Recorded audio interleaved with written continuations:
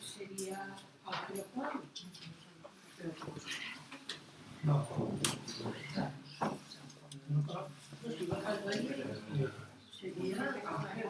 El sol se va a mover hacia ella.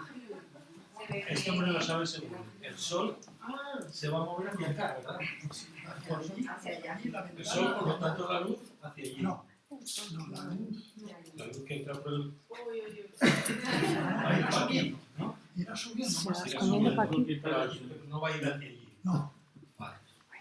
Eso lo queremos saber. sube para arriba. Pues entonces está todo bien. ¿Y si va? Bueno, buenas tardes a todos. Muchas gracias por la asistencia. Como ya sabéis, desde la Asociación de Vecinos de Llodio estamos trabajando para recuperar dentro de lo posible todo el patrimonio cultural que nos atañe, y en este caso pues hemos invitado a Darío de Dios, profesor de Lengua y Literatura Asturiana, pues a que nos desmenuce, a que nos ayude a entender un poquitín mejor la obra y el personaje de Enriqueta González Rubico.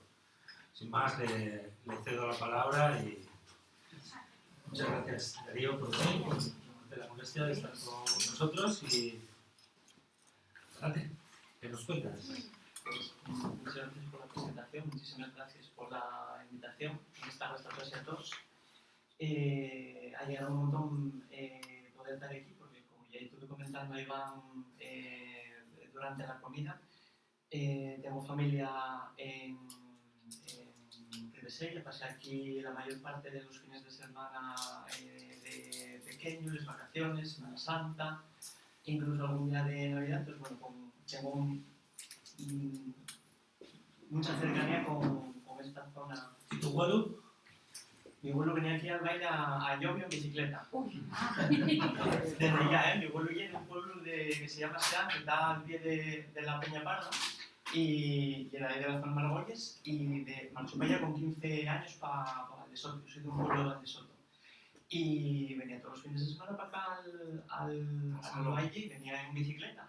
Después, cuando si hacía un poco tarde, ya echaba la bicicleta al tren. Pero para venir para acá, venía siempre en bicicleta. Sigue teniendo el mismo humor, ya no viene en bicicleta, pero ya a sus 83 años sigue teniendo el mismo humor que tenía de aquella. Qué bueno. Muy bien. O sea que los lazos son demostrables y garantizados. Sí, yo recuerdo, claro, me doy cuenta, ahora ya después de mayor, cuando vi la primera vez la foto de la casa de Enriqueta de Santianes, me cuenta de que era aquella casa que llevaba mirando todos los fines de semana mientras mi padre agarraba el pienso en el almacén que había allí en Llodio, y decía, ¿de quién será aquella casa tan grande? Que tiene muchísimo dinero. Y pasé los años y te das cuenta de que bueno, formaba como parte del paisaje, y tenía o sea, pasa el tiempo y cobra una importancia extra. Entonces, bueno, eso, alegro un montón ¿De qué casa estáis hablando? de la casa familiar no, la de Santianes. La de Santianes. Y eso, estoy encantado de poder estar aquí, alegrar un montón también que haya tanta gente interesada en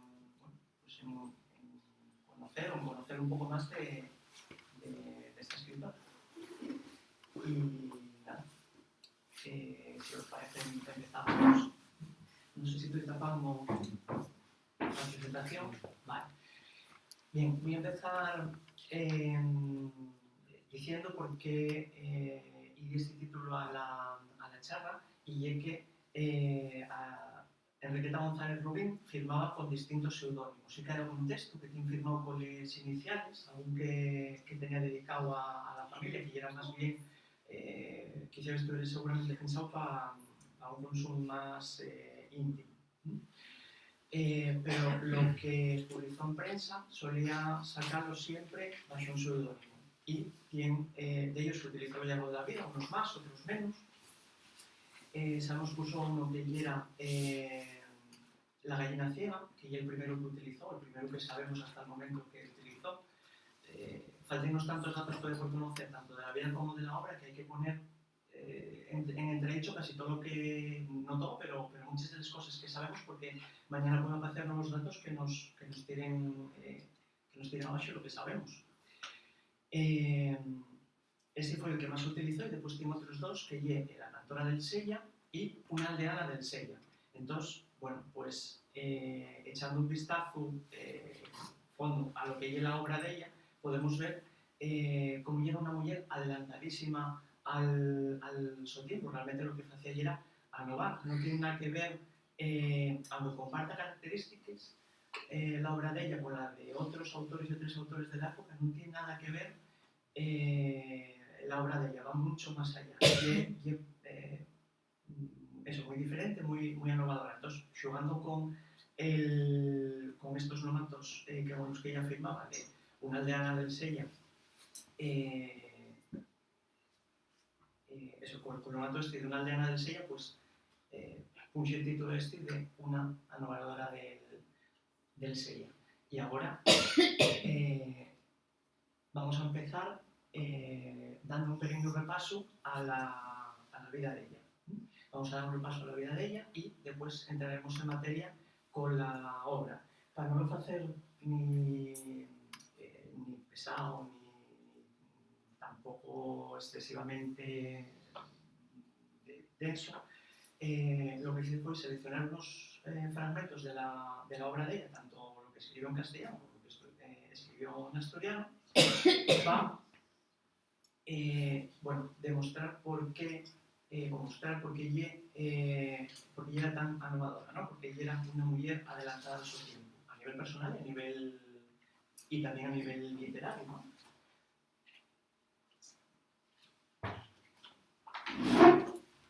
Pues vivió muy pocos años, vivió nada más que 45 años. Nació en 1832 en Santianes y muere en 1877 en Infiesto. Per medio sabemos que vivió en Llobio y vivió también en Ribesella, en una casa de la Atalaya. Tenemos a los vecinos de Santianes que están en la asociación tratando de recuperar de desandar los pasos que la llevaron a ella, pero a ver si se pudiera encontrar alguna noticia más de la vida, alguna noticia más de la obra. Bien, pues bautizaronla con este nombre tan largo que tenemos aquí, Josefa Rita Enriqueta González Rubín, y conocémosla como Enriqueta González Rubín. Tenemos aquí abajo los tomatos con los que firmaba, la gallina vieja, la cantora del Sella y una aldeana del Sella. Desde una aldeana del Sella hasta el momento conservamos nada más un texto firmado con ese nombre.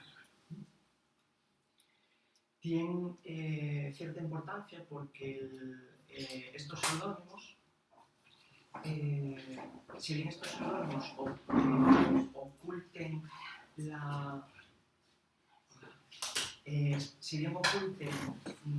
la identidad de ella, sí que dejan claras que ella era una mujer, porque tenemos otros casos del siglo XIX de mujeres que bien firmen de sobres o que firmen con iniciales o que incluso ponen un nombre de hombre, como en el caso de Fernán Caballero, que era Cecilia de Faber. O tenemos fuera también de España el caso de Yosan y entre otros. Entonces, por lo menos el nomato este ya dejaba ver a las claras que se trataba de una mujer. Eso no quiere decir pues que no tuviera interés en ocultar quién era ella realmente. A veces también da la sensación de que lo hacía también como un juego para tratar de mantener ese misterio, ver quién será, quién no será.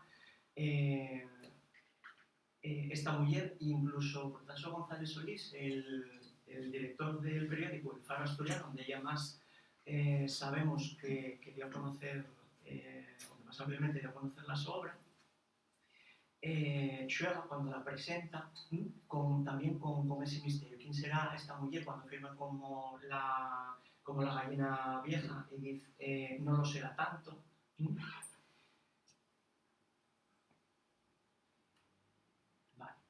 pues sabemos que viene de una familia acomodada, sí, rastreando los antepasados de ella, que vivieron en la casa de Santianes, podemos atopar algunos antepasados que llegan incluso al siglo XVI. El pa era este home, Bernardo González Soto, el pa de él, o sea, el abuelo de Enriqueta González Rubín, por parte de pa, dedicóse a la carrera militar. El propio pa dedicóse a la carrera militar y otro filho, otro filho de este home y hermano de Enriqueta, que también se llama Bernardo, dedicóse también a la carrera militar. Según vayamos avanzando en las diapositivas, veréis que se van repitiendo algunos nombres y casi hace falta hacer el árbol genealógico. Esto parece 100 años de soledad, para no se perder ver de qué Bernardo estamos hablando y ver de qué Enriqueta estamos hablando. Vale. Pues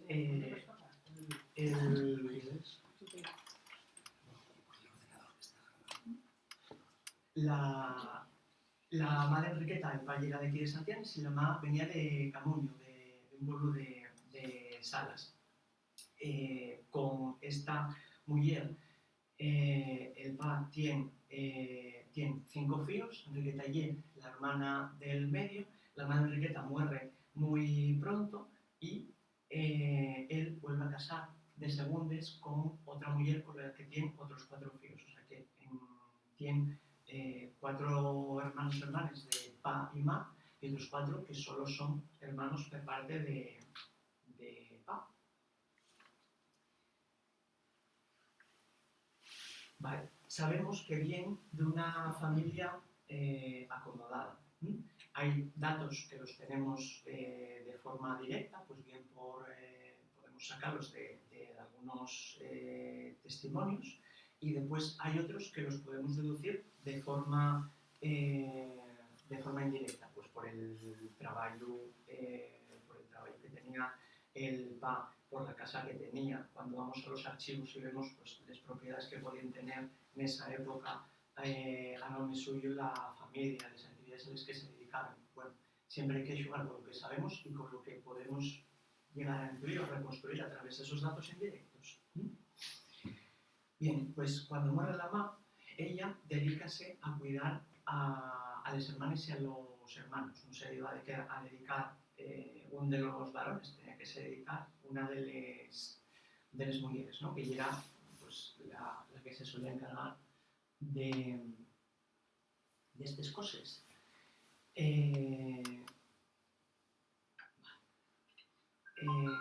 Bien, a los 22 años sabemos que se convierte en madre soltera. A los 2 meses muere el fill, pero sabemos que fue madre soltera.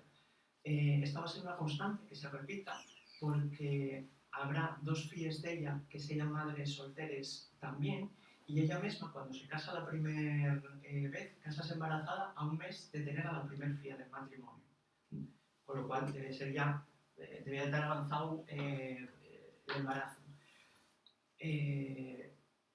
Estaría bien saber, bueno, pues de primer mano, cómo vivió ella eso, porque no debió ser algo fácil en la época. Todavía, si lo preguntamos a familiares que tengan una edad, podrán contarnos cómo ser madre soltera y era un estigma, va todavía 4 días, ¿no? Va pues más de un siglo atrás.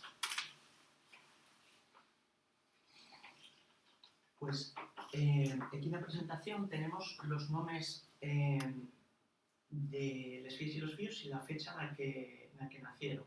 El primero y el que muere están subrayados en verde los que no llegaron a vivir más allá de unos meses, que no llegaron a la vida adulta.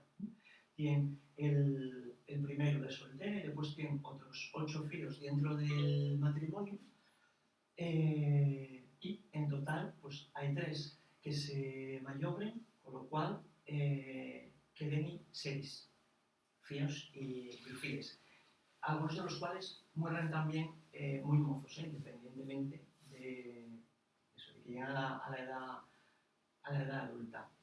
De los fíos del matrimonio tienen los repartidos. 4 nacen en Llobin y otros 4 nacen en Ribesella.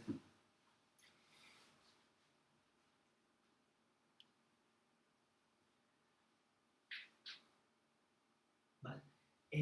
Trasládense al Infiesto, después de estar viviendo en Ribesella, trasládense al Infiesto y allí viven de 1874 a 1877.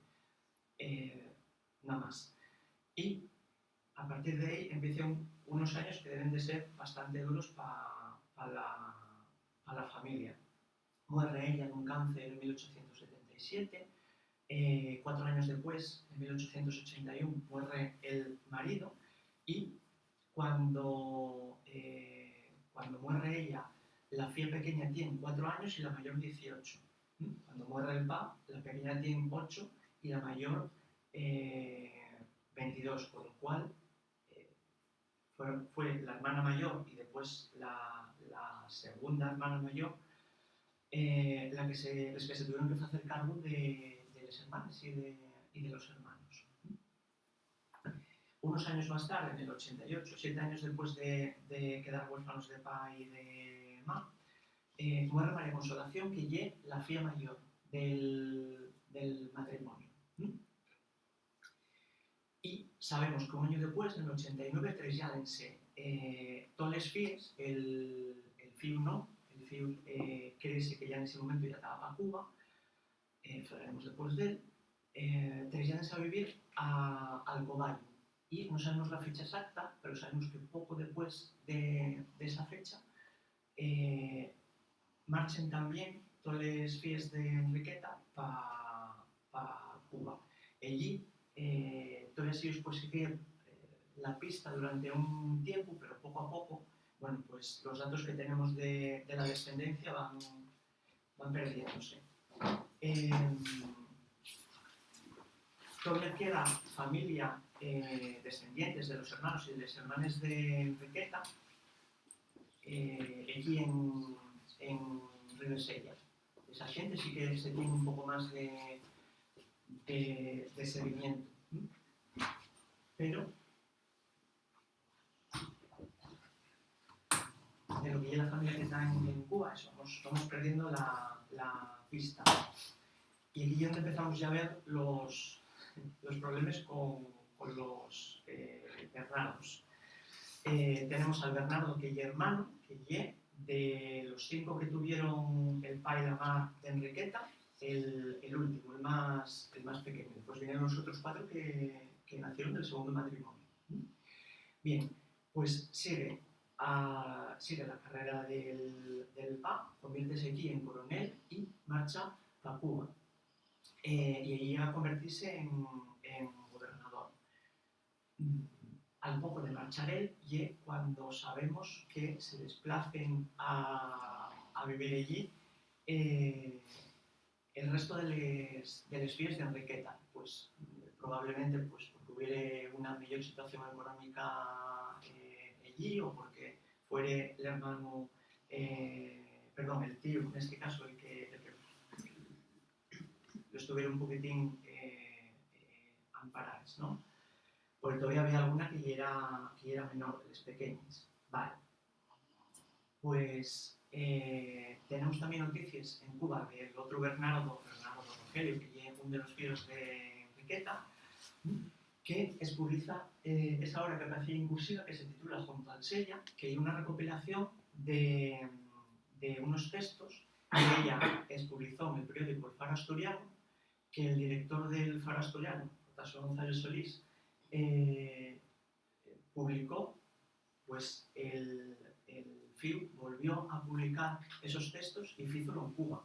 Y diréis, ¿y no es extraño que sacar esa obra en Cuba? Publicóla allí, después trató de traerla para acá. ¿Qué sentido tenía eso? Pues veréis.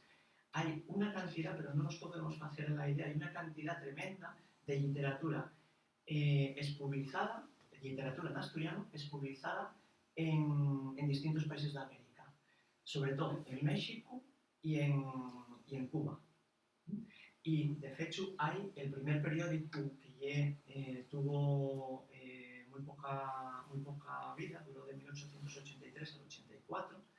El primer periódico que conocemos escrito entero en asturiano publicóse en Cuba y era pues literatura, artículos de opinión, noticias que se creaban para el consumo de la colonia de asturianos y de asturianos que estaban allí, o sea que había un público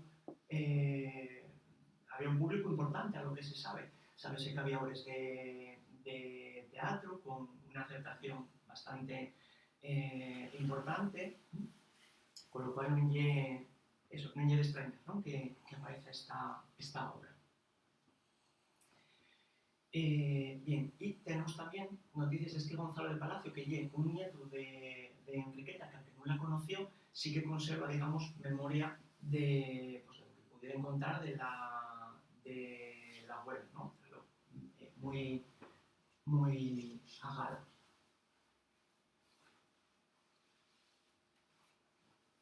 Vale, quedanos ya un poco de la vida y ya pasamos a lo que son los textos, ¿vale? Que yo pillé por lo que me parece más interesante.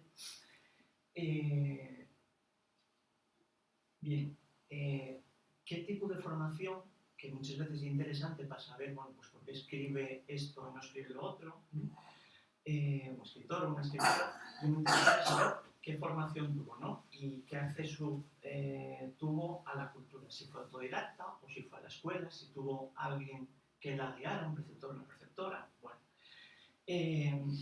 Sabemos que tuvo que estudiar en casa, porque la Escuela Normal de Magisterio, la masculina, ábrese en el año 44, 1844, y la Escuela Normal de Magisterio, eso la masculina, y la femenina, en el 59, por lo cual Enriqueta ya era mayor, ya tenía 27 años. Seguramente que la formación sería en casa, como suele ser, o como suele ocurrir con las familias acomodadas. Pagaban un profesor que iba a un profesor o una profesora que vivía en casa a enseñar a los críos y a las crías. Créese que de ahí puede venir la expresión esta asturiana de poner escuela, porque literalmente viven poniendo escuela allá donde viven y eran maestros ambulantes, por decirlo de alguna manera. Bien, pues aparte de lo que podamos suponer, de la formación que pudiera tener como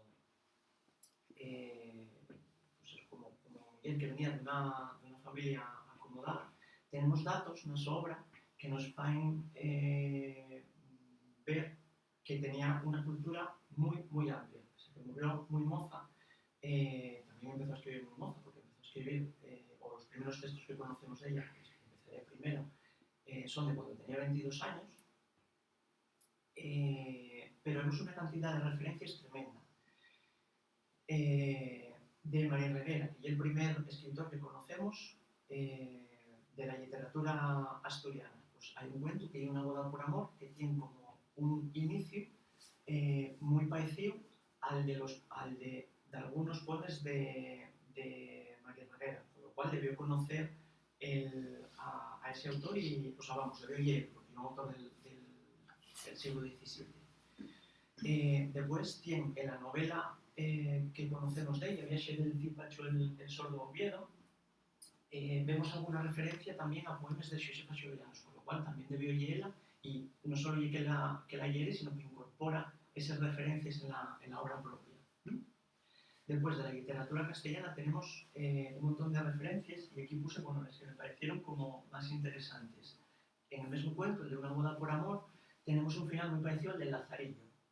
En el Lazarillo tenemos, cuéntanos Lázaro, todas las peripecias vitales que va pasando desde que ya crió hasta que por fin se asienta y tiene, digamos, una estabilidad vital y económica mínima. Sabemos que la vida que tiene al final de la obra no es la ideal, porque sabemos que la mujer está manteniendo relaciones con por el arcipreste, pero él lo que viene a decirle, pues, que mira para otra parte, ya que ahora tienen que comer, tienen que vivir y tienen una estabilidad mínima, ¿no? O sea, la honra y algo secundario teniendo que comer después de todo lo que tuvo que pasar. Bueno, pues en el final del cuento Una boda por amor, después hablaré un poco más de él, tenemos un final parecido. Tenemos a un hombre que consiente el adulterio de la mujer con otro hombre porque gracias a eso tienen una casa donde vivir y tienen que comer. Después ella menciona en algunos artículos de opinión que tiene a estos autores y a otros y son muy interesantes. ¿Por qué? Porque, bueno, y es más fácil que aparezcan referencias de Lazarillo que hay un texto clásico, un texto antiguo, pero y que estas tres mujeres estaban escribiendo al mismo tiempo que ella. Entonces, no es solo que tuviese una formación de autores clásicos y clásicas, sino que sigue al día. Bien, y esto interesamos para algunas cosas que comentaremos después. Carolina Coronado lucha por la ampliación de los derechos de la mujer. Hay crítica pues a las desigualdades que tienen que sufrir en muchos casos las mujeres. Algo que faltará también Enriqueta, o sea que no es algo casual. Estamos acostumbrados a oír muchas veces que en España no hubo una corriente feminista como sí que lo hubo en Francia en el siglo XIX. Bueno, igual no hubo un movimiento tan potente, pero sí que tenemos autores y cada día se van conociendo más que luchaban por los derechos de las mujeres. Y hasta el momento lo que se pensaba era que ella era una mujer concreta aquí, otra mujer concreta allí, pero vamos viendo cómo,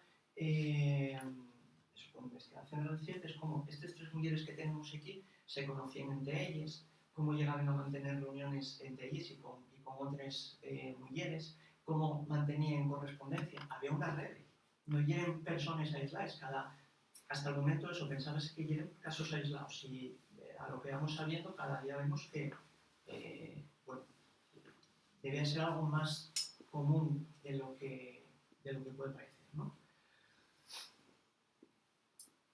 Vale, después tenemos algunas referencias en la obra a la literatura clásica, a fábulas. Tenemos alguna referencia a Sócrates y a Diógenes, el filósofo, y también a otros filósofos franceses, algunos anteriores y otros contemporáneos, con lo cual no es solo que esté pendiente de lo que se está escribiendo aquí, que está pendiente de lo que se está escribiendo incluso en Francia, no es tampoco nada raro porque ya era, digamos, la potencia a nivel cultural y en ese momento como también a nivel económico ya era la potencia de referencia. Pero vamos, que debía estar muy al día de lo que se estaba escribiendo en cada momento. Y algunos de los obras, los autores que lle franceses, por lo menos que sepamos hasta el momento, no estaban traducidos, con lo cual debía de saber francés y debía conocer el idioma debe tener un nivel suficiente como para poder leer esos obras de primer mano, la lengua original. Con lo cual hay una mujer que recibió una formación de base pero que continuó a lo largo de la vida formándose, ¿no? Fuese de manera autodidacta. Bien, ¿qué trabajos desempeñó ella? Pues empieza a escribir con 22 años en el periódico El Lalón, que es un suplemento de un periódico que se llama un suplemento cultural, literario, de un periódico que se llamaba El Eco de Covadonga. El Eco de Covadonga. Sabemos que foi profesora de nenes de familias acomodadas e tenemos un testimonio, pero del nieto que estaba en Cuba, que no le llegó a conocer, dice que tuvo una escuela, que fue directora de una escuela. Como comentábamos antes, hasta la escuela de magisterio no aparece hasta el 59, será un poco complicado que ella pudiera tener una escuela en ese momento. Ahí dice Teresa Lorences que seguramente estaba confundiéndola a ella con una hermana pequeña, Adelaida, hermana solo de Pa, que sí que se sabe que tuvo una escuela, pero que dio clase, eso sí que lo sabemos, sí que lo podemos asegurar. Y siguió escribiendo muchísimos años con otros periódicos, no solo asturianos, sino que también escribía para otros periódicos en castellano, para otros periódicos a nivel de todo el Estado español. Y de hecho, hay en un periódico de Murcia, encontré va poco, un par de líneas donde se da anuncia de la muerte de la autora. Con lo cual, cuando aparece ahí será porque era de una importancia notable como para anunciar que moría, ¿no? la escritora.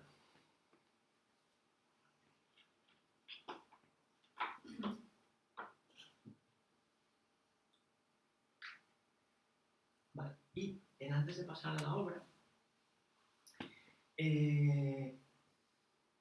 quería comentar cómo podía ser la recepción de los trabajos de los textos de esta mujer, de la su posición, de sus reivindicaciones, y ya solo del hecho de que escriba, cómo puede ser percibido eso, sobre todo por los autores hombres de la época.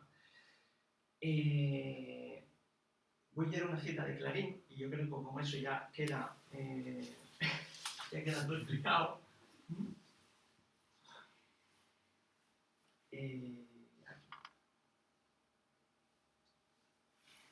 Dice Clarín, o escribía: la mujer que recurre a las letras de molde para llenar el alma de vanagloria es, ni más ni menos, y eso cuando lo es, la mujer formosa superne de Horacio. Y digo cuando lo es porque las literadas, salvadas honrosas excepciones, ni siquiera superne son hermosas, y desde el moño a los talones parecen caballos o peces. La mayor parte de las literatas son feas, y esto no por selección ni misterioso movimiento de lo inconsciente, sino por motivo muy claro y fácil de explicar. La mujer hermosa tiene la conciencia de su misión definidamente declarada, y no equivoca el camino. La mujer fea suele recurrir a las recónditas perfecciones de su espíritu para llamar el interés de los hombres. Y esta es una cita aleatoria. Pero sí que cada cosa que este hombre tiene que decir de las mujeres cultas, de las mujeres que escriben, son salvajes que van de aquí para arriba. O sea, quiero decir, esto no es ni siquiera lo más grave que tiene escrito, que tiene dicho este hombre. Y de hecho sabemos las críticas que recibió Emilia Pardo Bazán, unas de forma clara, ¿no? Quiero decir, de forma pública, y otras críticas que recibió a espaldas de ella, pues que hicieron que no entrara en la Academia Española, que no publicar en alguna de las obras, etcétera, etcétera. No tenemos ninguna crítica parecida a esta a Enriqueta, pero sí que tenemos muchas críticas a otras mujeres del momento, bueno, con las que pudiéramos comparar para saber lo que se podría esperar de ella. Bien, y pasamos a la obra. La mayor parte de la obra de ella es publicada en prensa. ¿Qué pasa con la prensa? Un periódico, bueno, aparte de que el carácter diario que nos va a pensar en un material un poco más desechable, que no tendemos a guardar como si que haríamos con un libro, una biblioteca. Lo que lleva la encuadernación, ya solo lo que lleva el soporte físico, faelo tamén máis frágil, que tenga unha vida máis curtia. E despois, os registros, por lo menos de parte de algunos periódicos nos que ya dio a conocer esos sobres, que tamén na biblioteca de la Universidad de Oviedo sabemos que desaparecieron cuando se quemó el edificio histórico de la Universidad de Oviedo en 1934, con la Revolución de Octubre. Entonces, lo que pudiera, por poco que fuese que lo que pudiera ver allí, desapareció.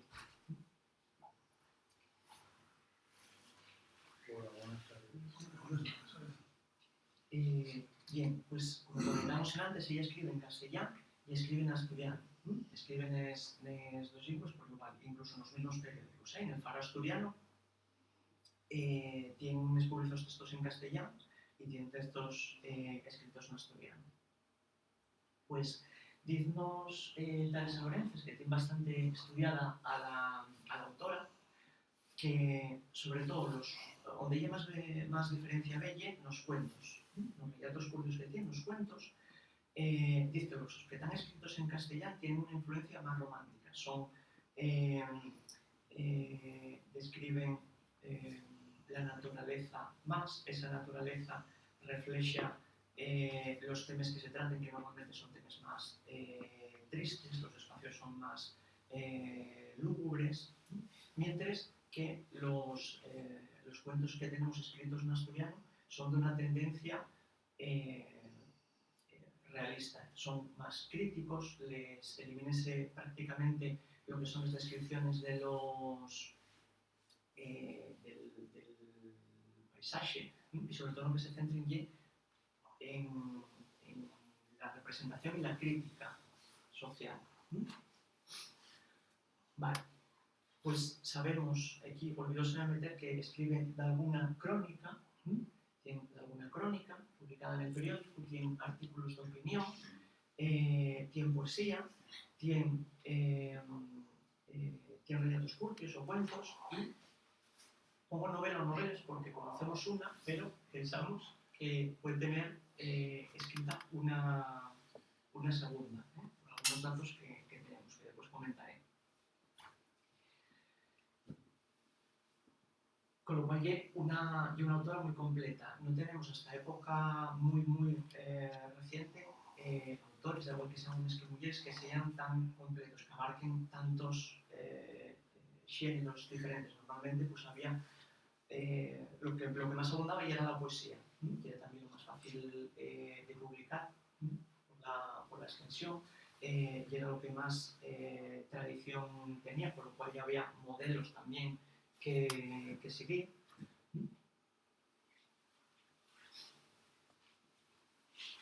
Vale, pues numerosos de ellas características que son generales de la obra de ella, y después algunos, bueno, ya les fuimos comentando, y después ya pasamos a los textos. Tenemos una reivindicación de los derechos de la mujer en distintos sentidos, y vamos a verlo con los textos, que era lo que ella pensaba, pues, de la educación, de los nuevos tratos a la mujer, etcétera, etcétera. Referencias a la filosofía, que comentaba que había referencias a filósofos franceses, a filósofos griegos y latinos. Referencias a otras literaturas también comentamos, ¿no? Como tiene influencia de la literatura asturiana, castellana, de la francesa, de la clásica. Reflexo, y no solo reflexo, sino defensa de la vida rural. Y el caso es que hay algunos textos donde ella, sí, a través de un narrador o de una narradora, pero dice que ella es una aldeana. Y eso, y tenemos la firma de los textos como una aldeana del Sella, por lo cual puede ser que, pese a que viene de una familia acomodada, venida menos, de verdad, pasaron apuros económicos, tuvo que trabajar, pero puede ser que tenía una conciencia que iba un poco más allá de lo que pudiera ser la empatía con los que menos tenían. Falta por saber si de verdad era nada más que eso y era empatía, por los que estaban pasando una peor situación, por los que menos tenían, los que más dificultades tenían, o si el hecho de que su situación económica fuera empeorando hizo que se diera cuenta de cuál era la realidad de muchos y muchos asturianos, ¿no? Ya que la vida ya era mucho más dura. Vale. Después también llegaremos a algún fragmento donde vamos a ver pues, cómo hay criticar la situación política, cómo esa situación fai que haya xente que esté pasando muchas penurias, fame, muchísimas dificultades. Introduce algunos elementos de humor y aprovechalos, tiene muchísima sorna y muy fina, haciéndola más, pero aprovecha, en vez de ese humor, como hacían otros autores, para quitar al mayor peso pues a lo que pudiera ser la seriedad de esa crítica, aprovechábalo para que todavía fuese más incisiva, utilizaba esa ironía de forma muy acertada. Y hay en la obra también una defensa de la lengua asturiana. Vamos a ver también un par de fragmentos. Había muchos autores que hasta el momento, cuando representaban a y era algo típico en la literatura asturiana y sigue siéndolo después, ponían un personaje, generalmente un hombre, que lo que hacía era decir a viejo, por motivo que fuere, y allí reíense de él por lo raro que falaba. Bueno, pues la novela que conocemos de ella, y el protagonista, el que dice que vaya raro que falen los dubiegos, a ahí la vuelta.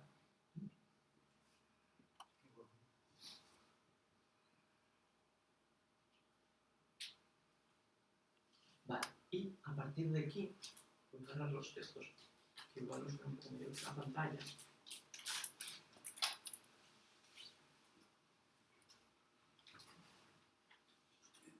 Iván, te va a quedar una tarde de poder traducir a tu mujer, porque si tiene problemas con el castellano, hoy no te digo nada. La tengo muy inculturizada. No, Ya hablo asturiano también. Te digo que estás muy atento para cogerlo todo, ¿eh?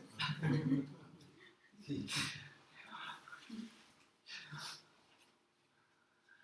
Pues, bien, vamos a ir a ver a través de algunos fragmentos de textos de los artículos de opinión, de un fragmento de un poema y de algunos otros, tanto de los cuentos como de la novela, que conocemos. Vamos a tratar de señalar, pues eso, cuál es esa parte tan innovadora de la su forma de escribir, qué es lo que hay diferente, o qué es lo que ella aporta, ¿no? Para que estemos hablando de ella todavía, pues, siglo y medio después.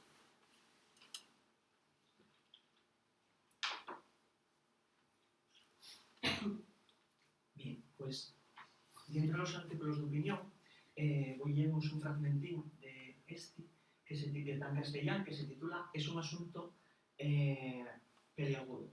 Y, entre otras cosas, pues lo que fallé fue hacer una crítica del matrimonio y defender la soltería, de las mujeres en aquel momento y era...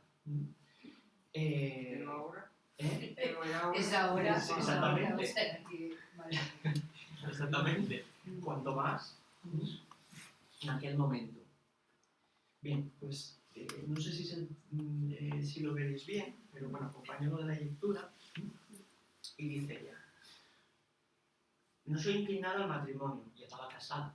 Lo que pasa es que en estos artículos de opinión, digamos que hay un poco de ficción literaria también, ¿no? Lo que fallé para defender esa idea, bueno, pues camufla algunos hechos de la realidad, y ella estaba casada hace unos años. Y no soy inclinada al matrimonio, y por lo mismo permanezco soltera. ¿Te ríes? Pues es verdad. Ya que tantas mujeres se ven precisadas a abrazar a la fuerza el estado de solteronas, ¿por qué no debe haber alguna que, a imitación de los hombres, lo abrace de voluntad?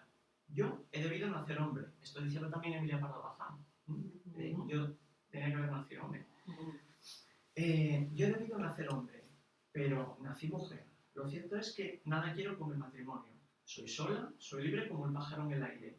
Vivo siempre, alegre como las flores de mi jardín, cuando las mecen las auras. ¿Para qué buscarme penas? ¿Por qué encadenar mi amada libertad a un hombre? O los hombres, los hombres.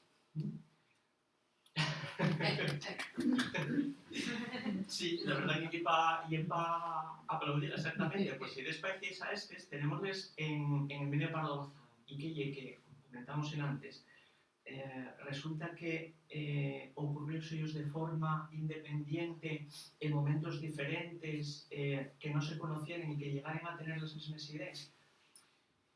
Falta mucho todavía por saber y mucho por estudiar, pero seguramente esa red que se va descubriendo ahora entre unos autores y otros fuera más amplia de lo que se pensaba, y por eso son compartidas esas ideas. Vale. De otro artículo de opinión, también escrito en castellano, que se llama Sobre el estudio de la mujer, vamos a ver cómo defiende la educación de la mujer, también en términos parecidos a como lo harían pues, Concepción Arenal o Emilia Pardo Bazán.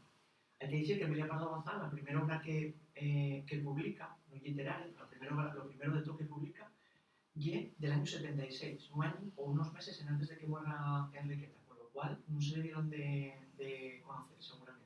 Sí que pudo conocer a Concepción Arenal, que al final está a la base también de lo que lleva la formación de Emilia Pardo Bazán. Pero, mirad,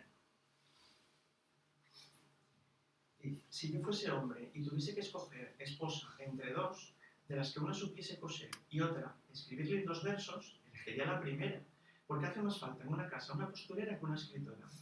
Pero preferiría a entrambas otra que supiese las dos cosas, que pudiese instruir y desenvolver la inteligencia de mis hijos, y que acaso un día no me avergonzase en la sociedad con las insulsas sandeces que salen de los labios de más de una de esas mujeres que piensan saberlo bastante con saber abanicarse. Que indica muchísimo, de forma repetida en otros artículos de opinión, las mujeres que solo se dediquen a cultivar el aspecto físico, y es que también hay que cultivarse a nivel intelectual.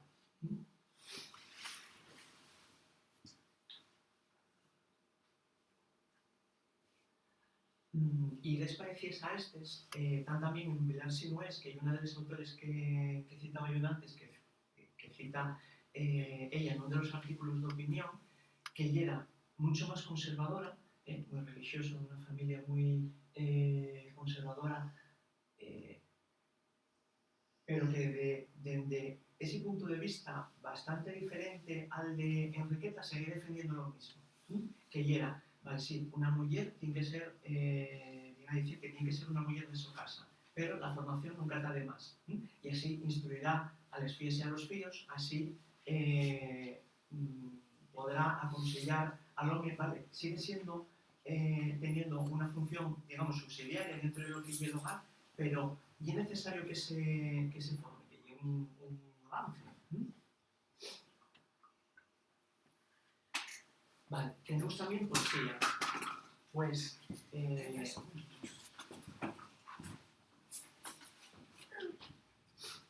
tenemos un poema. Normalmente solía ser sutil, en este poema no lo oye. Y es muy poco sutil.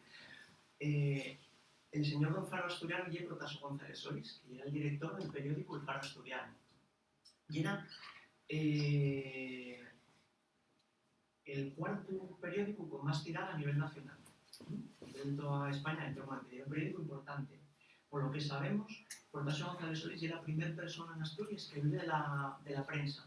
El resto de colaboradores ganaban muy poco, incluso colaboraban de forma desinteresada, y el primero que vive de ello y él. Bien, pues a él ya el que llama señor Don Faro Asturiano, y así titula el poema. Y una contestación, y muy típico, en la obra de ella. Hay otros autores que, claro, cuando habla de la defensa de la educación de la mujer, escriben otro artículo para contestar, ¿no? Y mantienen, digamos, un intercambio de opiniones más o menos controlado. Hay alguno que no, que se va de más velocidad, suele ser bastante civilizado todo. Pues también pasa con los poemas. A través de los poemas dan a conocer leyes e ideas o digamos que se lleven la contraria. Bueno, pues hay un poema que saca Protásio González Solís que se titula Enigma, que está escrito en francés. Y de manera muy sutil lo que viene a deixar caer é que las mujeres tienen una inteligencia bastante plana y que vienen a ser simples. O sea, quiero decir, no hay una interpretación, y lo que él deja caer en el texto. Pues contesta ella y contesta en asturiano, que se lo curte que lle, podemos ver como tantos estos temas. Hay defensa de las mujeres, defensa del idioma, de hecho, hay defensa del idioma, afeando que escriba en francés. Defensa también de las mujeres de aldea, pues que ella se identifica. Mirad, no hay todo el poema, y la mitad, un poco menos de la mitad. Y dice ella, ya se conoce a Miguel que ya vienen las castañas y que descurro no saben a todos les asturianes. Esto te digo, rapaz, porque conozco tos mañes y yo les tos cosariéis, les tos aldovinances. Sobo nada pasacales, aunque escribides les pongas en esas vascuencias jables. ¿Cuáles son las vascuencias jables? Son y el francés que está utilizando para escribir. En esas vascuencias jables que tenéis los señorones, que vos les echás de grandes. Volvamos al cuento, amigo, y escúchame dos verdades, para que veas que no somos tan burres les aldeanes. Puede ser, digamos, un juego literario, pero ella identifícase como una aldeana más. Y teniendo en cuenta, bueno, pues de la familia en la que venía, y algo importante, sobre todo cuando después veamos cómo defiende a los más pobres.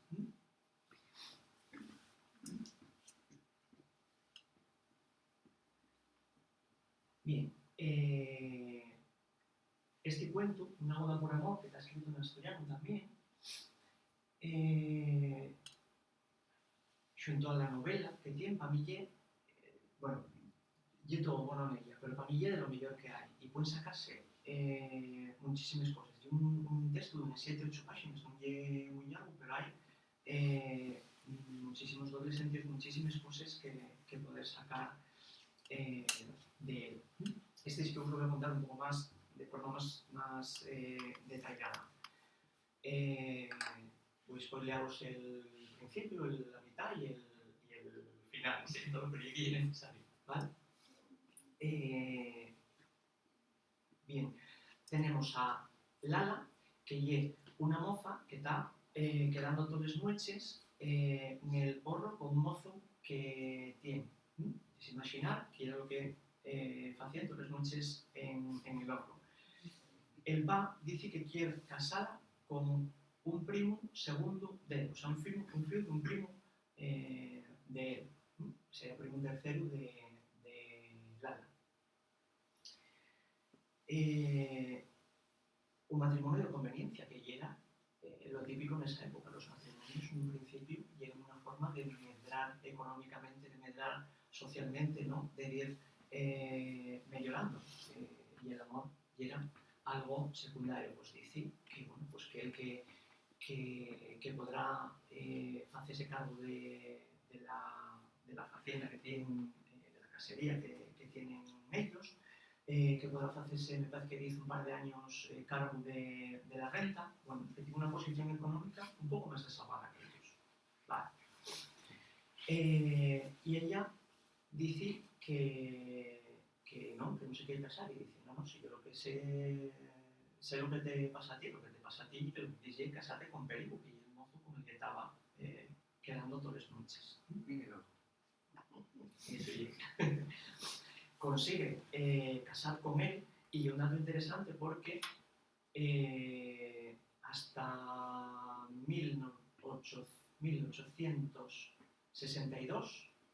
ella muere en el 77, hasta 1862 ya era obligatorio por ley que el padre no los padres. El que el padre diera el consentimiento a que se casara en una filla. Si no quería, no podía, no podía casarse. Después, en 1899, vemos que hay un cambio en la ley y sí que lo que recoge ley que se obliga a pedir permiso. Y si el padre no da el consentimiento, tiene que esperar, tanto para el fill como para la filla, tiene que esperar 3 meses para poder casarse. La práctica que sigue pasando, que hay muchas bodas que se siguen sin celebrar, aunque no obligue la ley, lo que obliga la costumbre, ¿no? Vale, bueno, casarse con él, como advirtiera el padre, él no tenía nada que aportar al matrimonio, y era prove, y aparte era bastante bajete, por lo visto. Entonces, ella un día dice que después de que pasa la boda, ya acabaron de comer y de gastar todo lo que tenían de la boda, dice que nada más queda en casa el agua de la gerrada, el caldero, los calderos estos que había de madera con 10 arandeles de fierro, que nada más queda que el agua de la gerrada en casa. Y entonces ella tira el agua, él marcha para la villa, ella tira el agua y marcha con el caldero camino de la fuente. Camino de la fuente, ¿con quién se encuentra? Con el sobrino del rico del pueblo. Y sabemos que él lleva a ellos comida, perdona ellos la renta, porque era el que ellos tenían arrendada la casa, y aparte de ellos algo de dinero. Y dice que a partir de entonces ella empieza a llevar buenos pendientes, que ella empieza a llevar buenos pendientes, que empieza a llevar sayes de buenas teles, que empiecen a medrar. Y, bueno, pues los del pueblo murmuren y falen, y de hecho llegan a decir que el tío que más se parece al sobrino del rico del pueblo que al marido de ella. Bien, pues ¿cómo acaba el cuento? Dice que estando un día en misa estaba el cura hablando del milagro aquel del pan y los peces, y pica el perico, el marido de Lala, al que estaba al lado, y dice, así hijas la mía, Lala también. Quiere creer eso porque al final tiene una posición cómoda, una posición tan cómoda que lo que falle, pues que acepte o que mire para otra parte con tal de mantener pues, esa estabilidad económica. Pues, que consienta. Bien. Mira, hay una crítica aquí muy, muy sutil del poco poder que tenía de decisión la mujer, pese a que la protagonista Lala acaba haciendo realmente lo que quiere, ¿vale?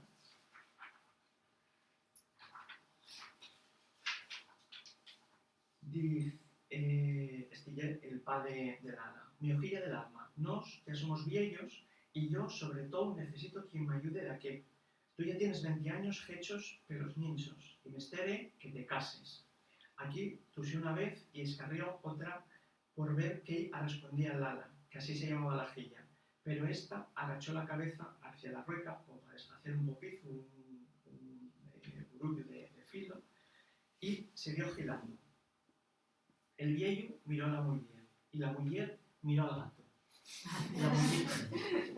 ¿A qué mirarlo para ella si no tenía nada que decidir? Y a continuación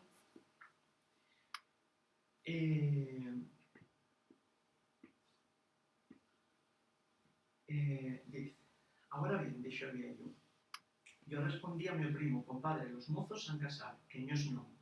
Allá lo veremos. Con que di mi rapaza, ¿qué tipa es la perposición? Lala volvió a limpiarse, escorrió al gato con la pata y dijo por fin, padre, yo no me quiero casar en todavía.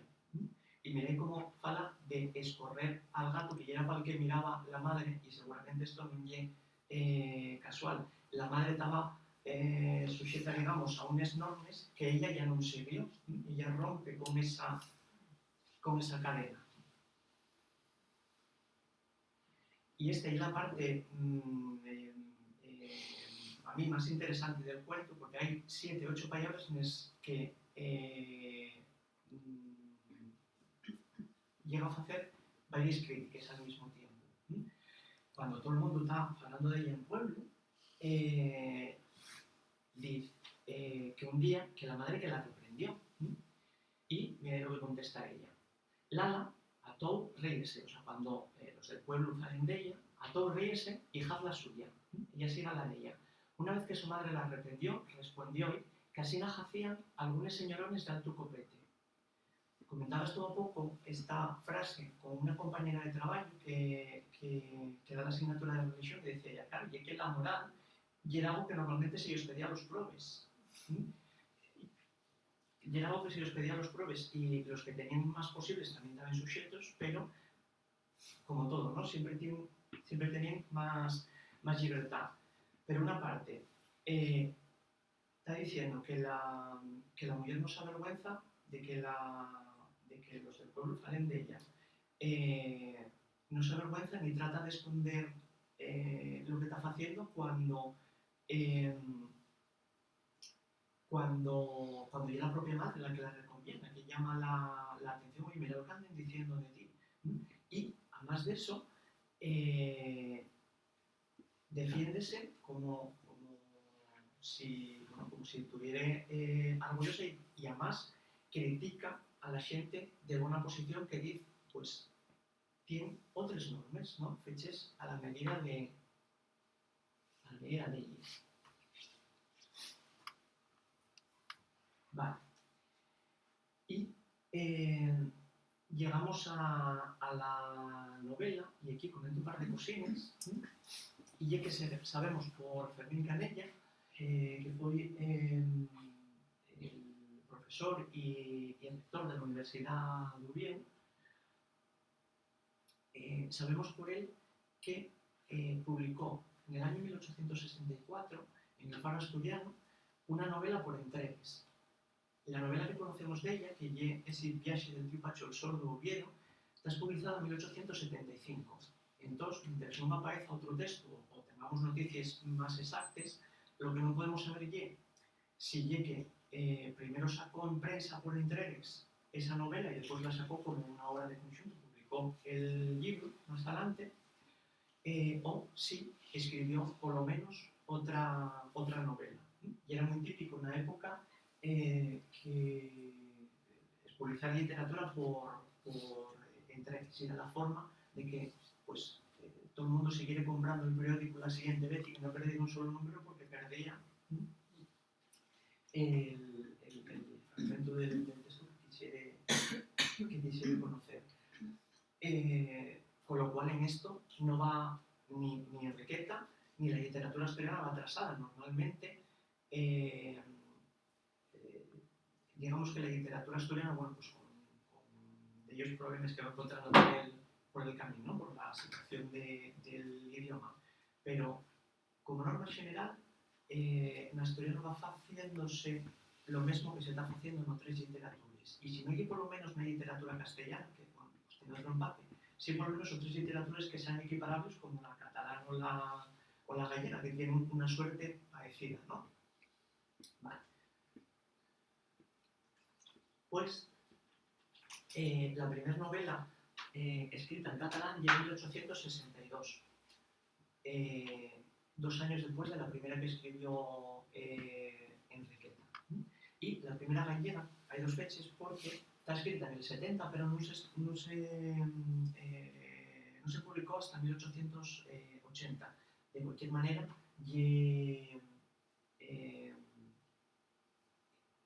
según lo que nos cuenta Fermín Canella, la primera que escribió Enriqueta, sea la que sea, ya era anterior. De todas maneras, tampoco se trata esto de que sea una carrera, sino que si la ganamos, pues bien, perfecto. Pero quiero decir que jugamos en la misma división. En todas partes del país están pasando cosas similares. Vale, ¿y qué temas tenemos? Estos son de los más importantes, pero hay más. una pequeña crítica a los malos tratos, crítica política, social y defensa de la incorporación de la mujer a los mismos puestos de trabajo que estaban desempeñando los hombres ya.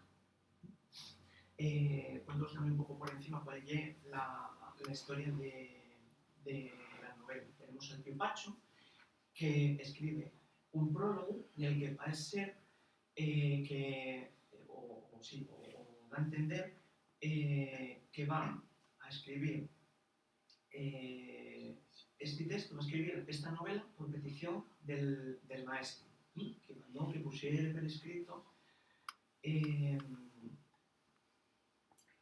y hay una introducción donde dice que va a ver si esos libros que escriba, al que él llama Pachos por el título, que a ver si los vende para sacar unas perlas. Y además de eso, agarra un salmón, marcha para Ubieu, va contándonos el viaje hasta Ubieu y cuenta lo que él vivió. Y bueno, pues va haciendo crítica, pues eso, de la forma de hablar, de la política, de la pobreza que va pasando la gente.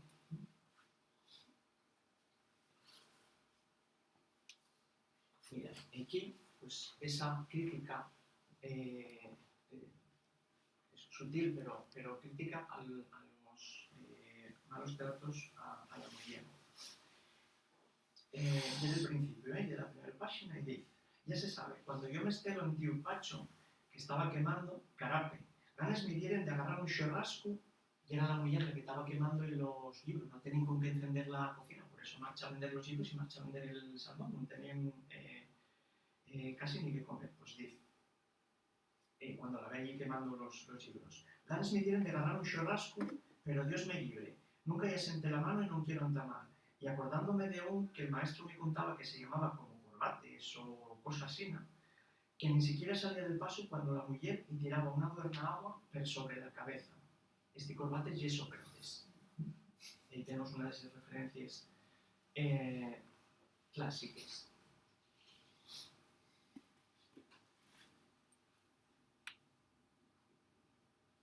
Vale. Crítica política hay muchísima, siempre con el doble sentido, con la sorna.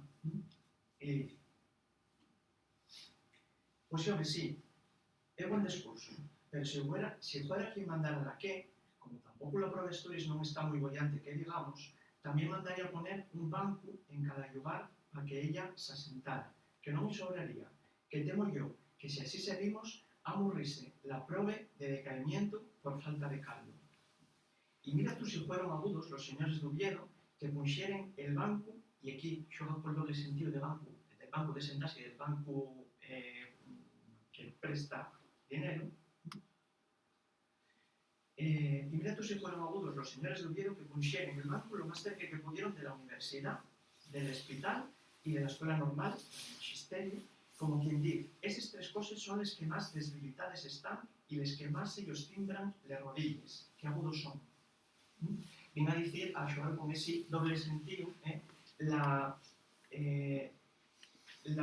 universidad y la escuela normal, la educación, el hospital, la sanidad, esas instituciones que debilitáis tan, y xogan con el doble sentido del banco, o sea, lo que se necesita para mejorar tanto la educación como la sanidad, son perras, y financiación, y por otra parte, bueno, pues diciendo eso, que debilitas están, que vea como ellos timbren las piernas, bueno, pues que había que ponerles un banco para que se sentaren, xoga con la personificación, ¿no?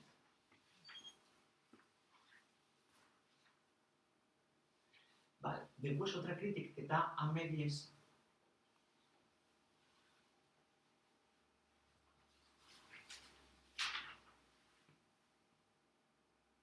Vale, y que al final no la metí en la presentación, pero sí que la tengo aquí. Hay otra crítica que está a medias entre lo político y lo social, ¿no? Por una parte critica la situación tan inestable que hay en la política en esos años, en España, Y, por otra parte, también critica que la xente, que el pueblo, no sepa realmente qué es lo que quiere, qué tipo de gobierno y el que quiere. Y dice, este minuto tengo una presentación. Señor, no os haga caso, bastante bueno lo tienen para lo que ellos merecen. El agua, déxelo para cuando manden otra vez los de Cartagena, que haga hacer más falta que ahora. Apuesto yo que mucha falta y os hará el agua. En España no saben abrir la boca más que para pedir. Sima Dios, parece que ellos jefen la boca un flaire, que nunca están contentos. ¿No se acuerda, señor, que va 6 años que están pidiendo sin parar una migalla? ¿Qué de años quieren ahora el agua? Es por tener que pedir, que más pidigañones no los hay en Europa.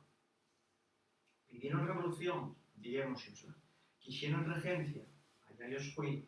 Dixeron que non podían vivir sin rei, unviamos allá a don Amadeo. Volvieron a pedir después que querían república y dijimos amén. Cansaren con ella.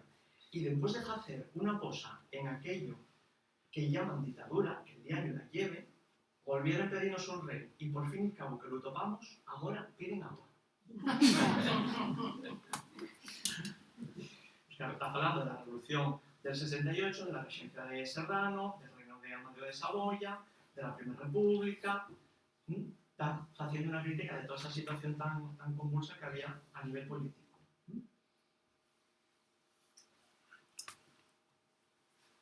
Vale, crítica a la situación social y a la pobreza. Está también al principio de la obra, en este pequeño prólogo que hay como introducción a la historia que cuenta, ¿no? Lo que pasó muy bien. Y dice, fíjate, yo soy un prove, carape.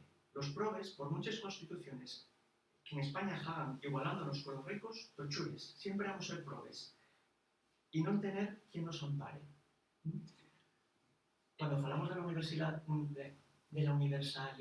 de un texto literario, de la vigencia que pueda tener un texto literario, referémonos a estas cosas. Sí, cambió mucho la situación, pero hay cosas que siguen estando de plena actualidad, ¿no? Por desgracia. Eso mismo.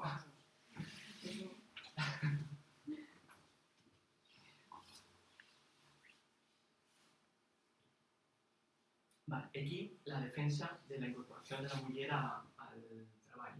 Dice, encuentra una moza que estaba vendiendo agua con azucarillos a los soldados. Y dice, estaba allí junto a la fuente una mesa con vasos y azucarillos y una mocina arrodeada de 5 o 6 soldados convidándolos. Vaya un oficio. Pues hombre, ¿será posible que aquel oficio hoy día para mantenerse? Pero en los giros del alma. También yo consideraba que han de trabajar las mujeres si no ganan para comer en nada de lo que ellas pueden trabajar.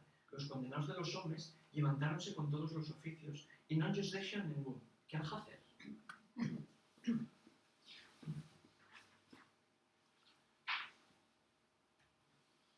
Bien, y bueno, pues dentro de lo que lleva tanto la investigación de la vida como de la investigación de la obra, ya para rematar, bueno, pues comento qué perspectivas de futuro tenemos, o pero dónde podríamos seguir investigando para ver si podemos encontrar algo.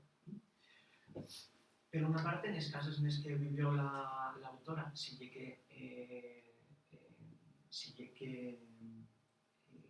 siguen en pie, sigue que se mantiene todavía algún material de aquella época, pero los archivos, lo que pasa es que, claro, lleva muchísimo tiempo, pues,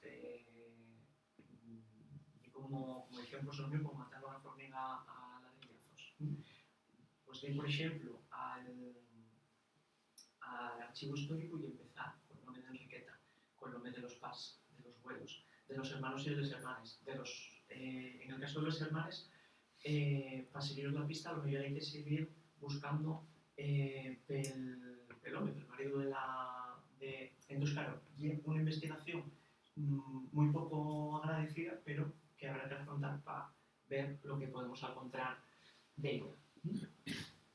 En prensa, la prensa de aquí de Asturias, lo que se conoce hasta el momento, ya está todo revisado. Pero sí que aparecen algunas cositas, como esto que comentaba antes, de esta anuncio de la muerte de ella en un periódico de Murcia. Seguir investigando por ella, a ver si ya que es publicado en algún momento en ese periódico algún texto, o si hay alguien que trabaje en ese periódico, que colabore con ese periódico, que tenga, que tuviera relación con ella, aunque fuera a través de carta. Esa es otra vía muy interesante. Estos autores que citan, Carolina Coronado, Pilar Sinués, sabemos que tienen una red entre ellos y que aunque no coinciden siempre en persona, que se cartean, que tienen una relación bastante estrecha. Pues igual pasó alguna carta desapercibida y resulta que en la correspondencia que hay de estas mujeres aparece una carta de Enriqueta. También es una cosa, una idea un poco peregrina, pero es bastante posible. Y la última parte es Cuba, donde sabemos que fueron les fíes y los fíos a vivir, donde siguieron viviendo por lo menos algunos de los nietos, y que además, olvidóseme comentar antes una cosa, y es que el Faro Asturiano, que decía que tenía una tirada tan importante, exportabas a Cuba, mandabas allá, había periódicos que se publicaban en literatura y otros materiales en asturiano y en castellano, para los asturianos que estaban viviendo allí, pero además sabemos que el periódico este mandábase para allá. Pues si no aparece aquí, puede ser que en algún momento, pues investigando por las bibliotecas de allí, que pueda aparecer algún periódico de estos en los que ella escribía, o incluso que la familia pudiera llevar con ella algunos materiales de manuscritos o otros documentos que nos sean datos de la Sovide y que podamos pues, saber algo más de ella. Y espero no haber aburrido, no haber cometido ningún error y muchas gracias por la atención.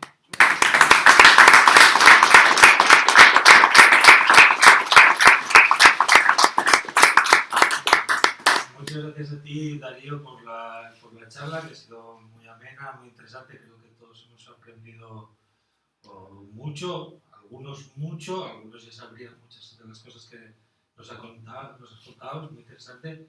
Y si te parece bien, podemos abrir un turno de palabras y entablar un poco de debate.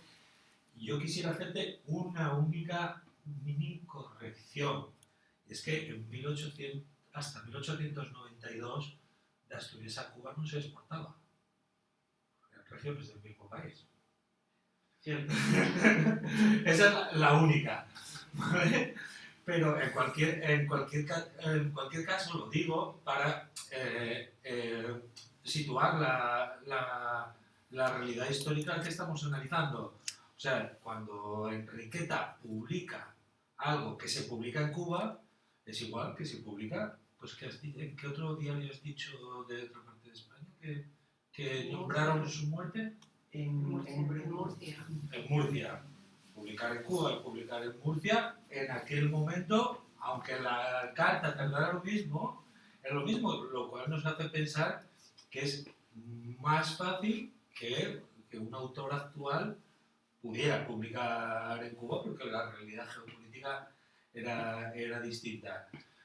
A mí personalmente, lo que más me llama de Enriqueta y sobre lo que me gustaría pedirte también un poco la opinión es que, lo estuve mirando antes en el móvil, es en 1847 cuando un alemán empieza un libro que dice que un fantasma recorre Europa. Y puede que ese fantasma también estuviera por el Sella, ¿no? Porque en el manifiesto comunista se habla de las diferencias de clase por primera vez, pero en algunas de las cosas que nos has leído hoy también se ve que hay gente que tiene conciencia de que hay clases, que tiene conciencia de que, como tú decías, hay clases que bajan, clases que suben, y como en uno de los textos que nos decías antes, ¿no? Y dice, hay una mujer que dice, bueno, esto que yo hago, que me critica mi madre, dice que lo hacen las mujeres de alto copete, ¿no? Pues ahí tenemos dos clases, una clase que dice, critica a la otra, ¿no?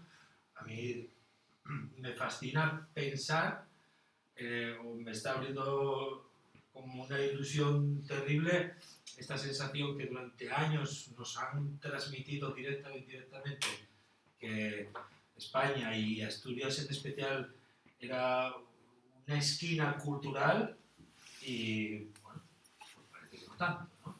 Parece que a la vez que otras personas en Europa pues, escribían grandes libros de lo mismo que estaba hablando una mujer aquí al lado. Quizá lo escribió en esta casa que hay un poco más abajo, ¿no? Entonces, bueno, me hace sentir que estoy en otro sitio que el que pensaba, que mis raíces son mucho más fuertes culturalmente de lo que a mí me habían dicho, que yo había entendido, y la verdad que me siento muy afortunado de descubrir Enriqueta y de todos, os quiero agradecer a todos los que habéis trabajado, desde distintas posturas para hacerme ver esto y te quiero agradecer mucho por la charla que nos has dado. Es que, ¿sabes lo difícil? Porque a mí me pasa. Mentalmente ir atrás tantos años. Porque ahora vemos cómo vivimos, como tal, pero el trasladarnos a un sitio como que cuesta mucho. Y lo que tú dices, y claro, imaginar cómo era la gente en aquella época, cómo esa mujer se movería pues por aquí, por Santianes, por Llodio. Claro, hay que parar y pensar, es como un poquitín difícil, pero lo que tú dices, que claro que orgullosísimos de descubrir a esta mujer, vamos, y formar parte de... Alfonso, ¿quiere la palabra? De la historia. No, que a mí me extrañó una cosa a todo lo largo de la conferencia, de la charla, algo que siempre cuando hablamos de aquellas reivindicaciones de Enriqueta, y no solo de ella, pues hablábamos en pasado. Pero si esto lo podemos encontrar en el periódico de ayer, de hoy y de mañana, sí, de plenísima actualidad. Sí. ¿Qué podemos, que hubiera en aquel momento que no hubiera ahora? Porque fíjate que nos echamos casi las manos a la cabeza cuando aquella madre soltera, pero que no se avanzó tanto. Los derechos de las mujeres, que sí, un montón de historias que todavía están ahí de plenísima actualidad. Que no avancemos tanto. Y como ella hubo muchos más, ¿cómo andaría Enriqueta en aquellos años? ¿Dónde vivió? Una pañoleta negra y una falda negra que llegaba hasta los tobillos. Ay, qué bueno. Y cuando venía, pues, La casa de los señores, la rica del pueblo, claro. no, hombre, si me dejáis ¿Y cómo llamaste tú? La casa de quién llamaste? eso, una cosa, al hilo de toda la conversación que hubo, Claro, en Santiago era lo mejor que había también, pero aquí... las fricciones que hubo sociales con la iglesia. ¿Estaba con Diana? Por ejemplo, cuando estaba sentado yo allí, me dices, ¿por dónde va el sol? Y yo, sin poder ni pensar, dije, va a ir hacia arriba. Antes de que se nos cierre, esto se debió a Ptolomeo, porque fue el primero en discrepar el geocentrismo, que en la mecánica del este, la Tierra era el centro de gravedad. Él fue uno de los primeros, no solo él, pero uno de los primeros. Poco después viene el otro astrónomo famosísimo, que por asegurar lo que él había previsto, nada más y nada menos, no sé si me equivoco, va 30 años de arresto domiciliario por el atrevimiento de ir en contra de los escritos sagrados. Todavía en el siglo pasado, que fue antes de ayer, fíjate que pasaron 3 meses del siglo pasado, poco más. Todavía y dieron la razón. La casa de los señores. Sí, fue la casa de los señores. Y no la tenía que haber quitado en aquel momento. Porque se tragó 30 años de arresto domiciliario por aquellos que habían escrito los textos sagrados. Solo como anécdota, antes de que se quedara mi historia está. Venga. Y cuando las mujeres eran muy inteligentes, ¿dónde iban? A la hoguera. ¿Qué hacía el reloj? No, a la hoguera, sí. Hay una cosa curiosa. A la hoguera. Que les que escribían y eso eran fees, eran ordinarios. Es que Sí, lo que decía esa era la mentalidad. Sí. No, era una forma de razonar monumental tremendo. Sí, así lo é. Bueno, el feminismo inventar sigue porque que se sigue diciendo de las feministas hoy que son mujeres feas que lo que falta, bueno, barbaridades. Quiero decir, o sea, al final sigue siendo el mismo argumento. Sí, sí. Es lo que decía usted. Claro, que puede ser en la actualidad. Todavía estamos chocando con todo eso. Y feminazi. Cambia los tiempos. Nada más. Sí, pero Que yo oí que soy foriata y venía porque leí en prensa y tal que habían aparecido por aquí unos escritos y tal. Entonces venía ahí con la cosa de que se sabe, que no se sabe, que apareció, que puede ser, si hay por ahí alguna exclusiva que se pueda adelantar.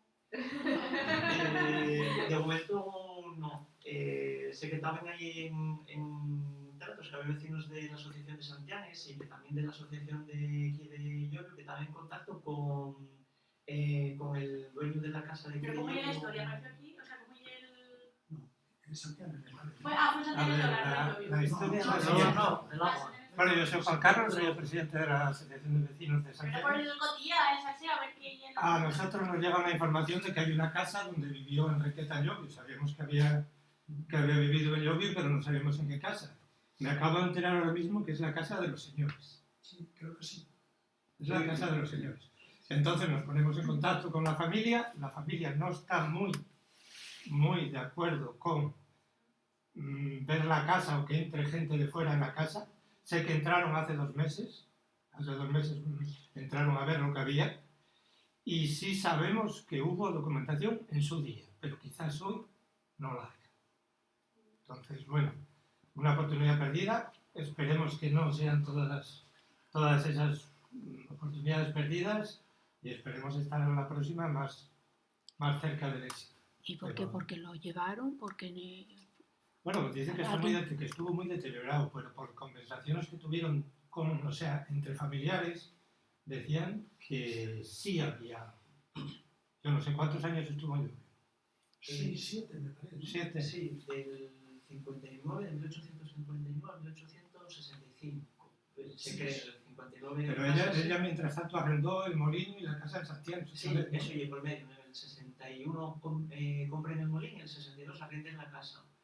Teresa, yo solo lo sé, Teresa Fernández Donetes lo que dice que los hijos que nacieron después del 61 y del 62 nacieron en Llobio. Según ese dato, seguirían viviendo aquí, pese a tener... O para ir a casa de la madre. Un dato que nosotros tenemos, que sí puede ser hasta exclusiva para esta moza, es que la hermana sí tuvo escuela en Santiago, la hermana. Y ella, hay 2 cartas que ella manda al Ayuntamiento de Ribadesella, a la Junta de Primera Enseñanza de Ribadesella, solicitando abrir una escuela en el Cobayo. Sí. Y se le contesta que sí. Se cree que la escuela fue para pocos críos, como decías tú, de cierto poder, pero sí creo que tuvo escuela en el Cobayo. O sea, aparte de todo lo que hizo, escribir, ser madre, ser todo eso, fue maestra. Una cosa que vendría a confirmar que sí que tuvo una escuela. Sí. Que eso. Sí, porque revisamos las actas de la Junta de Primera Enseñanza de Ribadesella, aparecen 2 actas. Pero Enriqueta aparecen 2 actas. ¿Enriqueta o una hija? No. La hermana tuvo, en Les Casines de la Collada, tuvo una escuela. Bueno, una escuela. Tú dijiste que las primeras escuelas son de 1840 o así. La formación reglada. Primero sin formación específica para ser maestros, maestres. También había personas ilustradas que se dedicaban a dar clase por Ella cuando va con el tío Pacho a Oviedo menciona que ahí está al lado de la universidad, está la escuela de maestros. Sí, eso oye, la escuela de... La que en vida de ella lo dio una escuela de maestros. Sí, o sea, ella no recibiría formación por parte de profesores que se formasen en esa escuela, pero sí que tocó vivir como empezaron a aparecer las primeras escuelas, no, ya había escuelas primero, pero eso venían como provisionales, ¿no? O sea, provisionales, quiero decir que eso. Y era un profesor o una profesora que ponía clase en la casa propia o que iba a la casa de alguien y allí daba clase a varias personas, pero sí que lo dio ver. Y también vio, siendo todavía moza, como pasa la primera ley de educación, que es la ley Moyano, de 1857, que creo que era el texto exacto, establece como obligatoria la educación a crías y críos de los 6 a los 9 años. Y dice que a las crías y los críos que sean probes y que no puedan pagar lo que haya que pagar para poder asistir a esas clases, que el Estado los ayudará. Eso ya la ley que como yo soy profe de secundaria, aparte de las clases en la universidad, primero soy profe en secundaria. Y como suele pasar siempre, y también aunque haya pasado siglo y pico, las leyes de educación son una cosa y después la realidad, sobre lo que podamos hacer. Pero bueno, un punto de partida.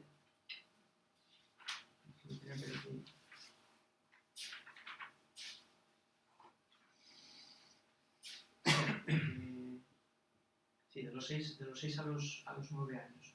Y al final acaba dependiendo de los municipios pues, que ayuden a que haya críos y crías que lo tengan posibles y que puedan asistir a clase. Y después, independientemente de que hubiera voluntad municipal, cuál podía ser la realidad, que incluso teniendo todas las facilidades, o teniendo alguna facilidad que permitiese que fueran a clase, que se necesitase en casa para ir a trabajar y fuese lo primero antes que ir a la escuela. Las preguntas. Si no, yo como se nombró el salseo, yo lo tienes que contar, lo de Fermín Canella. Vale. Yo tengo, y he ido en alguna parte, por más que vuelvo a buscar, no soy capaz de encontrar hombre que tuvo o que pudo tener alguna relación con Fermín Canella. Fermín Canella ya era muy mozo cuando ella murió, en todo caso pudiera ser con el padre, pero eso ya un rumor, Pero bueno, que si existe el rumor de algo más, lo que nos hace ver es que casi seguro una amistad. No, amistad seguro porque entre una mujer que estaba viviendo en el Sella y el rector de la Universidad de Oviedo. Vuelvo a lo de antes, ¿no? A esa sensación que parece que nos han mandado por muchos lados de que éramos una zona con tan poca cultura. Bueno, pues había una mujer aquí que nos estamos viendo que no, se codeaba. Llegar a tener una fe o solo una amistad pura y santa, se codeaba con Fermín Canella. Sí, o que la conociera a través del faro de Asturias, claro, porque él probablemente... Sabe que hubiera Y de hecho hay una foto de la colección de Fermín Canellas de Asturias que está hecha justo ahí, en Llodio, o sea, con el cartel de Llodio. O sea, que él a lo mejor también la admiraba, había leído. Algo había. Claro. Otra cosa que no debemos de perder la esperanza es lo de la foto. Encontrar la foto de... Foto de ella no. La foto famosa, no, os lo comento porque ella sabéis que escribió un diario como hay pocos. Es un cuento que narra la historia de un paisano que está segando en un prado, se llama El Pavo. Pues hay el retrato del pavo. Ah, sí, eso sí. El retrato del pavo. Que tú lo tienes entre los dos. Sí. Hay el retrato del pavo, no habla el retrato de ella, pero hay el retrato del pavo. Entonces, bueno, ¿por qué no haber un retrato de ella? Porque además eran vecinos de Santiago. Pero ese pavo a lo mejor es el hijo, porque ese es el abuelo de Atanasio y de toda la familia. Ya. Entonces a lo mejor es que la familia ya se llamaba el pavo. O sea, que se llaman los pavos. Claro, pero no tiene por qué ser ese señor de la foto, puede ser el padre de ese. Y es interesante que deje testimonio de que en esta zona había alguien que se dedicaba a hacer fotografías o retratos. Los italianos, pero a finales del siglo, antes no. Pero eso ya era fotografía, pero antes hubo retratos. Retratos, sí, a ver, en los de Llanes, que tú sabes, ¿no? Porque Claro. son las dos. Sí, Pero son finales de siglo No, que va, XIX. que va, que va. ¿De cuándo? De 1860. Claro, en claro, realidad, sí, pero claro. de los 70 también. Claro, claro. Pues igual, Cantidad igual hay de alguno. fotografías. Sí, sí. Se ve muchísimo. Y de que Se fuera puede ir ver a por poner el- a otra mujer, como que doña Enriqueta. Pues la verdad no tengo ni idea. ¿Eh? No tengo ni idea. Hay una foto que se... Hace mucho Pues tiempo. alguien la puso en Se internet y colocó la hace copiamos y muchos la años, copiamos y sí. la copiamos y Sí, hace muchos años. Sí. es de una señora argentina, ¿no? Sí, venezolana. O venezolana. Sí. Yo creo que después eso más que no sé cómo. Sí, porque cuando se etiqueta imagen y sale siempre ella, claro, nadie la ha quitado. Yo creo que se hizo con prensa y después la prensa, Sí. como queda ahí en internet, y una de las primeras búsquedas que encontramos Sí. cuando vamos a internet, y es también fácil reproducir lo que en principio no tendríamos por qué desconfiar de la información. Entonces, bueno, digamos que va a la bola. Y ahora, Entras en Wikipedia y te pone la foto. Sí, pero por favor, que la bola, por favor, no siga engordando. Claro, Porque alguien lo tenía que, eso alguien lo es tenía falso. Claro. sí. Y además es muy fácil saber si una foto en internet es falsa. Es Sí. clicarla sobre encima. Y es Teresa Carreño, decimos una mujer también extraordinaria, Sí.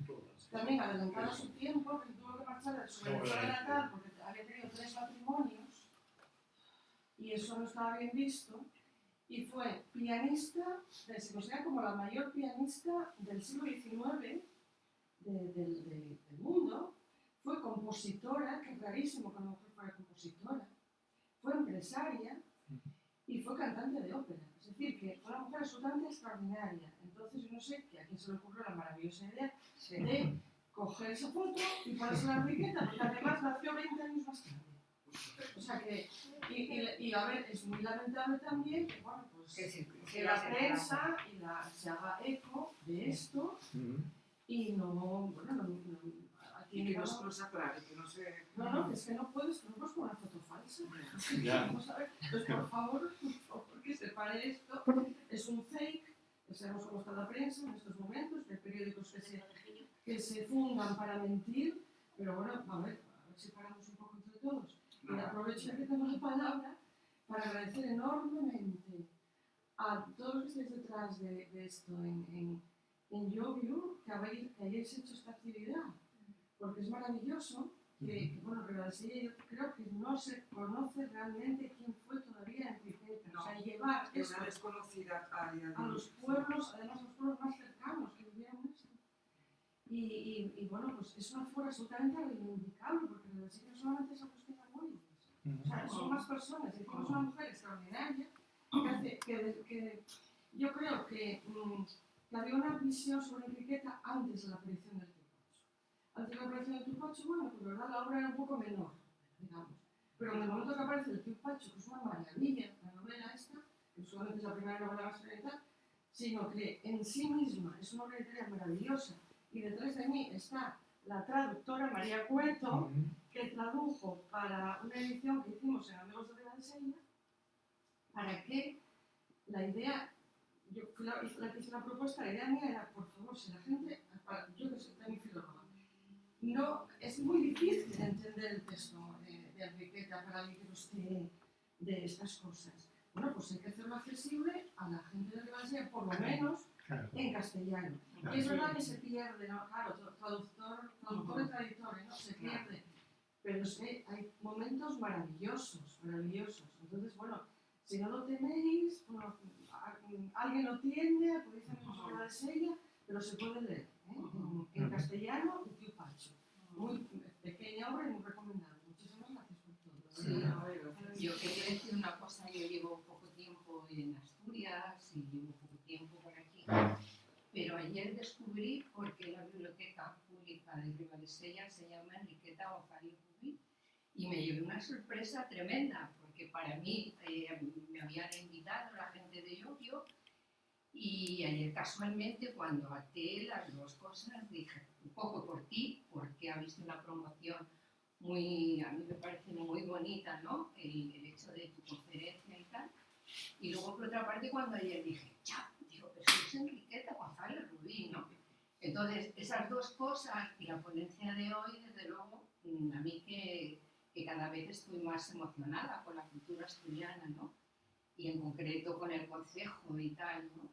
Entonces, bueno, un poco me encanta, ¿no? Me encanta, yo creo que ya voy conociendo a más gente y tal, y me brindo a echar una mano en lo que sea, ¿no? Porque, bueno, un poco también me presento, yo ahora mismo ya soy docente jubilada, entonces, bueno, aquello que dicen, ¿no? De los jubilados, que dicen que tenemos mucho tiempo, yo la verdad es que cada vez tengo menos tiempo, porque cada vez me meto en más fregados, ¿no? Y me meto en más cosas, ¿no? Y en más áreas. Pero desde luego estoy encantada, ¿no? Porque también, es un poco lo que tú dices, yo no sé qué pasó con la mitad del siglo XIX, pero qué fructífero fue a todos los niveles, ¿no? O sea, tan conflictivo a nivel político, con tantísimos cambios, y cómo al final la sociedad aguanta lo que nos echen, y dentro de ese aguantar, evidentemente, las clases un poco pobres, ¿no? Las clases menos pudientes, a pesar de que evidentemente ella tenía todo lo que tuvo, de alguna forma, al final la familia es que condiciona absolutamente, no absolutamente, pero una parte fundamental de lo que llegas a hacer, de lo que puedes hacer, ¿no? Entonces es curioso como estas pioneras, ¿no? Que reivindicaron tanto, y es lo que decís ahora mismo, dentro de 3 días, Día de la Mujer Trabajadora, y es que los lemas son iguales. Seguimos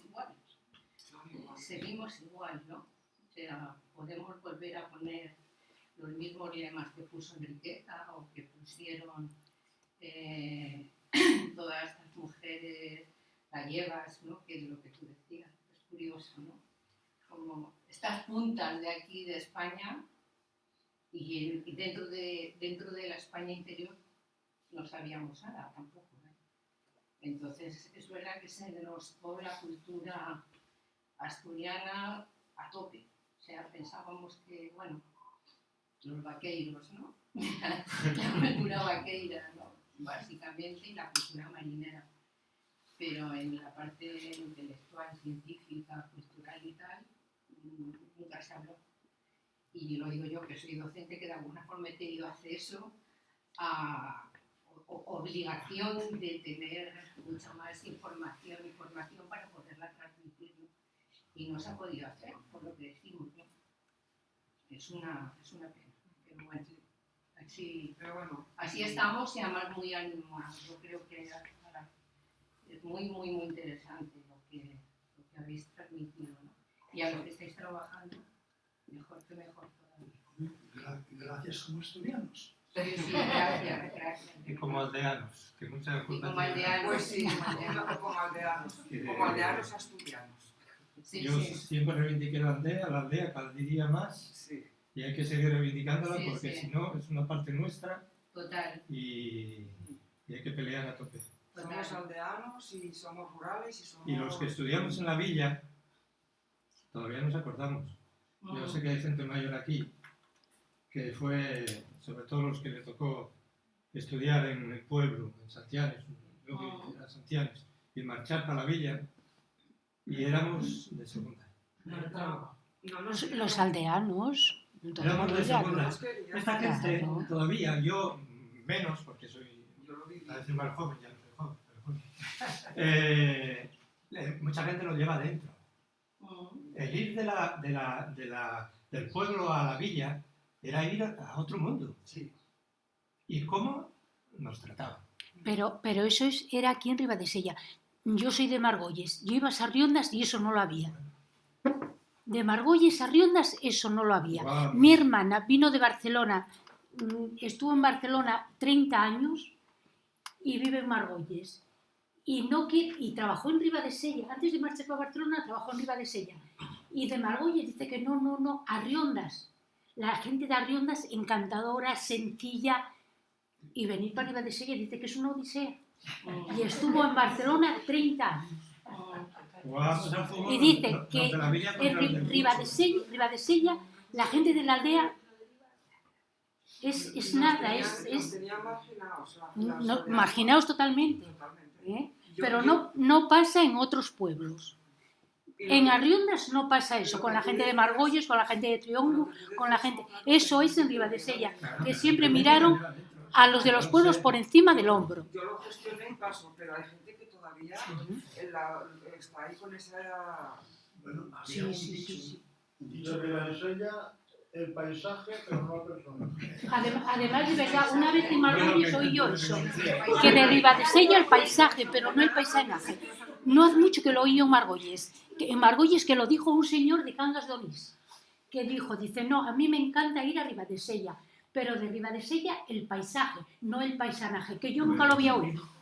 Pues seguir a la aldeana de Sella, que si lo reivindicó en su día. O sea que... Y ahora son todos No, fans yo quería decir que había un dicho muy querido y llevado, o sea, aquí en Ribadesella, que a los de Llodio Santianes o Medina Fríes Sí, bajábamos, no íbamos. ya. Claro. Como si viviéramos en los picos de Europa. Siendo yo muy chavalina, ¿Qué? ¿Bajasteis a Ribadesella? Pues sí. que venía... Sí, es verdad que tenías razón. O sea, el río baja allá, ¿eh? El río baja. Sí, Me acuerdo de una vez, siendo yo muy chavalina, que estaba aprendiendo a coser en Ribadesella, y una señora dice, sí, los de Llodio comen sardines y chupan los dedos. Los dedos sí. Comen sardines y chupan los dedos. Me quedó grabadísimo. No sé si era Alfonso XII o Alfonso XIII, que salía por la noche a comer sardines para poder comerles con la O mano. sea que comen sardines y chupan los dedos. Digo, qué bueno, Bueno, Pues eso. Muchas gracias a todos por venir. Se están formando muchas cosas.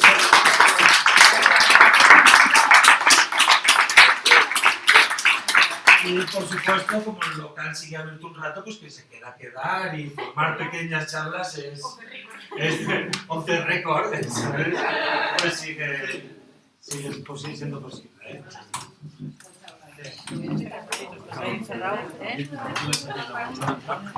Bien. Sí.